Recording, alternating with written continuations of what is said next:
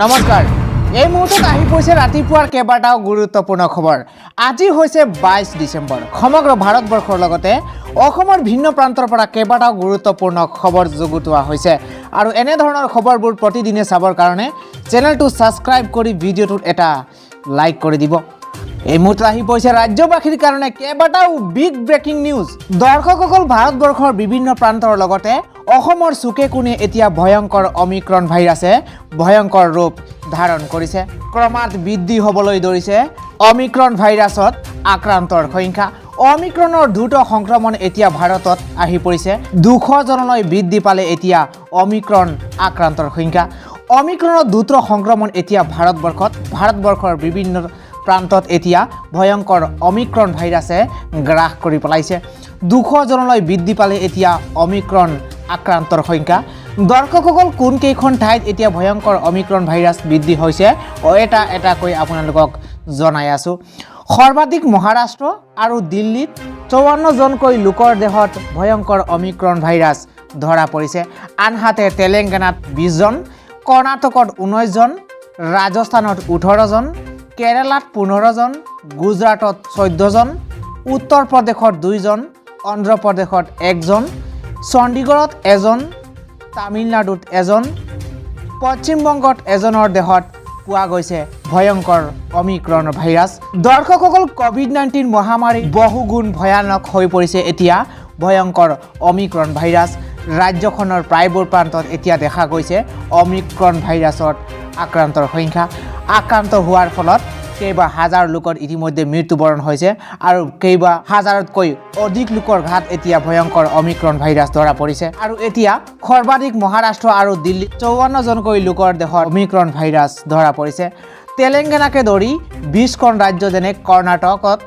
19 জন ৰাজস্থানত 18 জন কেৰালাত 15 জন গুজৰাটকে ধৰি কেইবাখনো ৰাজ্যত এতিয়া ভয়ানক অমিক্ৰন ভাইৰাছ ধৰা পৰিছে এই মুহূৰ্তত পৰৱৰ্তী খবৰটো হৈছে ৰাজ্যত বিভিন্ন বিভাগত খালী হৈ আছে হাজাৰ হাজাৰ পদ শিক্ষিত নিবনুৱাসকলৰ বাবে এই মুহূৰ্তত ৰাজ্য চৰকাৰে লৈ আহিছে এটা সুখবৰ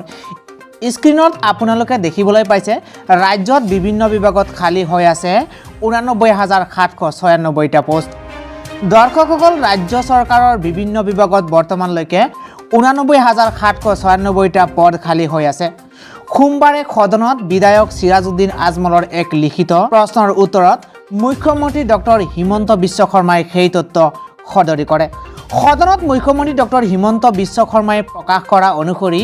বৰ্তমানলৈকে বিভিন্ন বিভাগৰ পৰা লাভ কৰা তথ্য অনুসৰি বিভাগ অনুযায়ী থকা খালী পদৰ সংখ্যা এনে ধৰণৰ পাৰ্চনেল বি বিভাগ 69টা পদ পাৰ্চনেল এ বিভাগত 148টা পদ সাধাৰণ প্ৰশাসন সচিবালয়ত বিভাগত 1002টা পদ সাধাৰণ প্ৰশাসন বিভাগত 421টা পদ খনি আৰু খনিজাত বিভাগত 106টা পদ লোক নিৰ্মাণ গৃহ আৰু ৰাষ্ট্ৰীয় পদ বিভাগত 1096টা পদ লোক নিৰ্মাণ পদ বিভাগত 2654টা পদ জনস্বাস্থ্য কাৰিকৰী বিভাগত 1099টা উদ্যোগ বাণিজ্য আৰু ৰাজহুৱা প্ৰতিষ্ঠান বিভাগত 395টা হস্ততাঁত বস্ত্ৰশিল্প আৰু ৰেচম বিভাগত 781টা পদ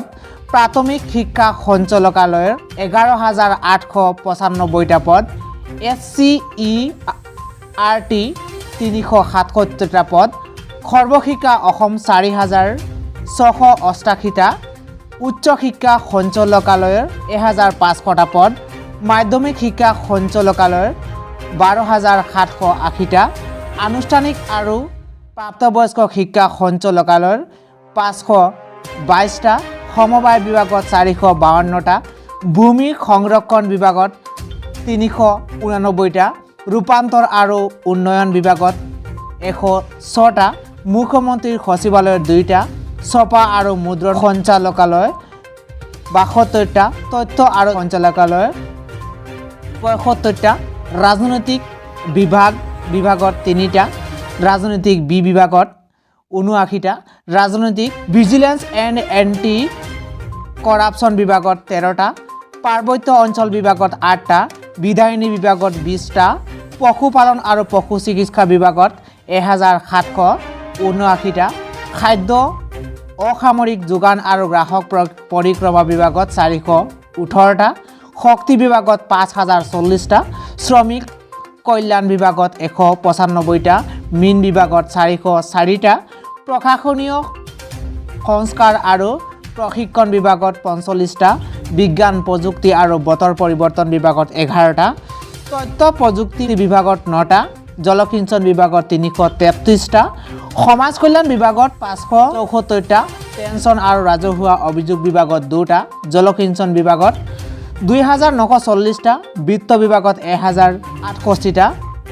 দক্ষতা নিয়োগ আৰু উদ্যমিতা বিভাগত 905টা, স্বাস্থ্য সঞ্চালকালয় 3555টা, স্বাস্থ্য শিক্ষা সঞ্চালকালয় 1601টা, আয়ুষ সঞ্চালকালয় আৰু অন্যান্য চৰকাৰী আয়ুৰ্বেদিক আৰু হোমি কলেজত 191টা, ভৈয়াম জনজাতি আৰু পিছপৰা শ্ৰেণী কল্যাণ বিভাগত 250টা, সংখ্যালঘু কল্যাণ আৰু উন্নয়ন বিভাগত 30টা, আবকাৰী বিভাগত 280টা, গৃহ আৰু নগৰ পৰিক্ৰমা বিভাগত 332টা, ক্ৰীড়া আৰু যুৱ কল্যাণ বিভাগত 544টা, পৰিৱেশ আৰু বন বিভাগত 2715টা, গৃহ বিভাগত 17955টা, সীমান্ত সুৰক্ষা আৰু উন্নয়ন বিভাগত 6টা, চাহ জনগোষ্ঠী কল্যাণ বিভাগত 7টা, পঞ্চায়ত আৰু গ্ৰামোন্নয়ন বিভাগত 5411টা, নিৰ্বাচন বিভাগত 27টা আৰু কৃষি বিভাগত 2356টা পদ খালী হৈ আছে। সদনত মুখ্যমন্ত্ৰী ডক্টৰ হিমন্ত বিশ্ব শৰ্মাই আৰু কয় যে ৰাজ্য চৰকাৰে ইতিমধ্যে 1 লাখ শিক্ষিত নিবনুৱা যুৱক যুৱতীক বিভিন্ন চৰকাৰী খণ্ডত নিয়োগৰ প্ৰক্ৰিয়া আৰম্ভ কৰিছে। সেই অনুসৰি প্ৰতিটো বিভাগে খালী পদৰ সংখ্যা চিনাক্তৰ লগতে অনুসূচিত জাতি, অনুসূচিত জনজাতি, অন্যান্য পিছপৰা শ্ৰেণীৰ বাবে সংৰক্ষিত আসনৰ সংখ্যাও চিনাক্ত কৰি আছে। ইয়াৰ লগতে কয় বেকলগৰ পদসমূহ এই নিযুক্তিৰ সময়তে পূৰণ কৰা হ'ব। দৰ্শকসকল, ৰাজ্যৰ শিক্ষিত যুৱক যুৱতীসকলৰ বাবে এই মুহূৰ্তত ৰাজ্য চৰকাৰে এটা ভাল খবৰ লৈ আহিছে, কিয়নো খালী হৈ থকা পদসমূহত এতিয়া ৰাজ্য চৰকাৰে নিযুক্তিৰ ব্যৱস্থা কৰিছে। দৰ্শকসকল, এইখিনি আছিল আজি পুৱাৰ কেইবাটাও গুৰুত্বপূৰ্ণ খবৰ, আৰু এনেধৰণৰ খবৰবোৰ প্ৰতিদিনে চাবৰ কাৰণে চেনেলটো ছাবস্ক্ৰাইব কৰি ভিডিঅ'টোত এটা লাইক কৰি দিব।